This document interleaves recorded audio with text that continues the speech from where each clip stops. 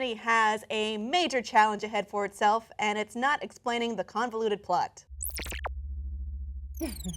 I'm sorry, that was an unnecessary jab at Destiny. Well, we have news. We don't have very much else, though.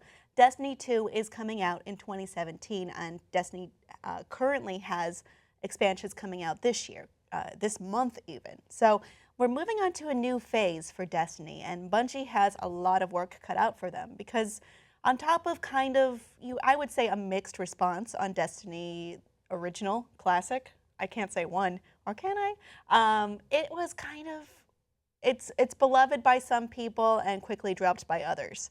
And the goal of Destiny 2 is going to be interesting because you have to kind of find a way to balance the two. Like when World of Warcraft comes out with new expansions, they're just that, expansions. But they're not exactly an entirely new game.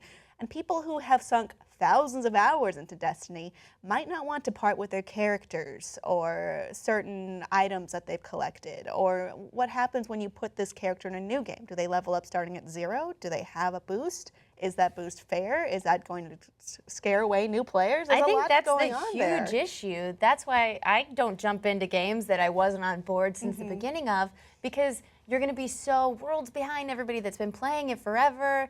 And then the people that are moving from Destiny 1 to Destiny 2, I'm calling it Destiny 1, I'm doing it, then they're just going to be heartbroken and upset and just boycott it and say, I'm going to keep playing Destiny 1 because I've leveled up so much. It doesn't make sense for me to start over at this point. So they're stuck. I mean, if you love Destiny that much, why would you move on to a new challenge? I mean, I get it.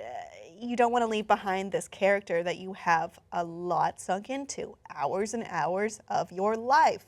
But it's how do you balance this? I mean, when we looked at World of Warcraft, when they were, let's say around last year, they were releasing Warlords of Draenor.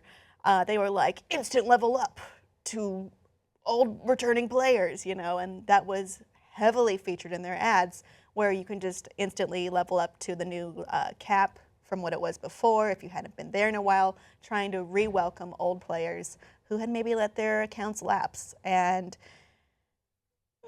I don't know if it's exactly the same in Destiny, because it's not the same model for sure, and it's not the same pay model for sure, but it is technically an MMO.